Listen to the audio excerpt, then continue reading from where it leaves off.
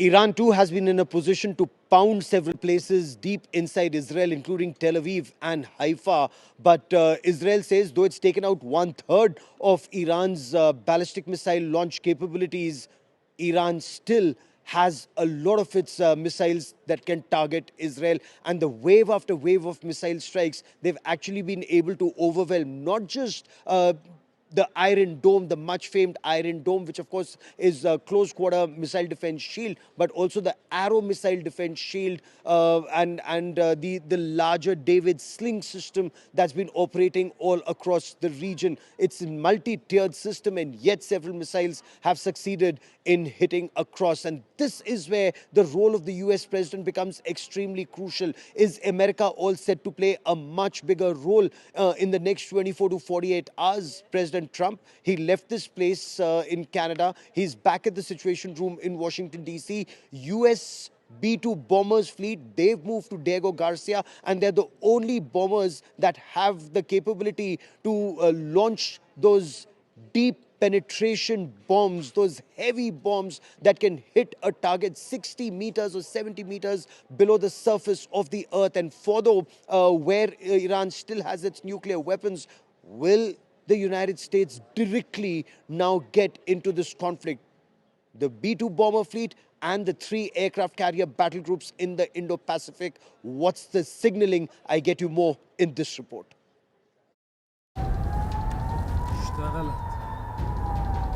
The missiles and bombs striking Iran and Israel are being felt as far away as Canada. With the G7 summit being derailed after US President Donald Trump left early. Donald Trump boarded Air Force One a day earlier than scheduled due to the situation in the Middle East, emphasizing that he wants a real end to the conflict. What specifically is better than a ceasefire? What are you looking for here? An end. A real end, not a ceasefire. An end. So something that would be permanent? Yeah, or giving up entirely.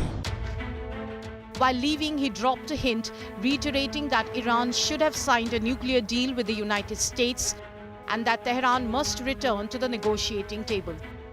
Look, Iran should have signed the deal. If it would help bring Iran to the negotiating table, would you guarantee that the U.S. would not get involved militarily? Well, I think Iran basically is at the negotiating table. They want to make a deal. And as soon as I leave here, we're going to be doing something. He had earlier countered Macron's claim that he would negotiate a ceasefire, saying something big is coming. Israelis are going to slow down, or are they going to hit the accelerator right now? Well, we're going to see. You're going to find out over the next 2 days, right? You're going to find out. In a social media post, he also gave a call asking people to evacuate Tehran, stating that Iran cannot have a nuclear weapon.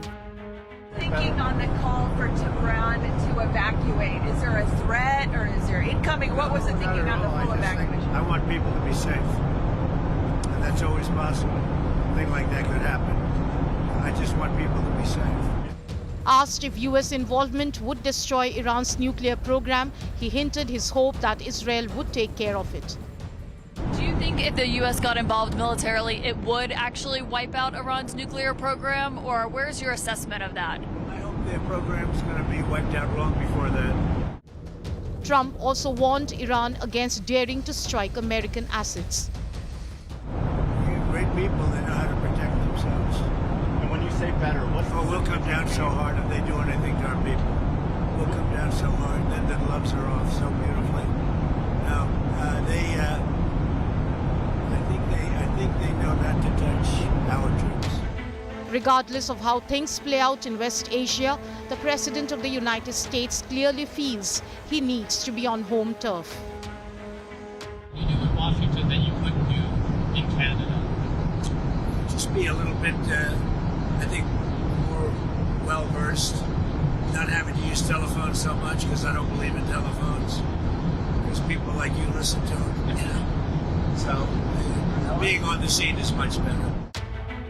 With both Iran and Israel refusing to back down, the world now looks to US and Trump's next action.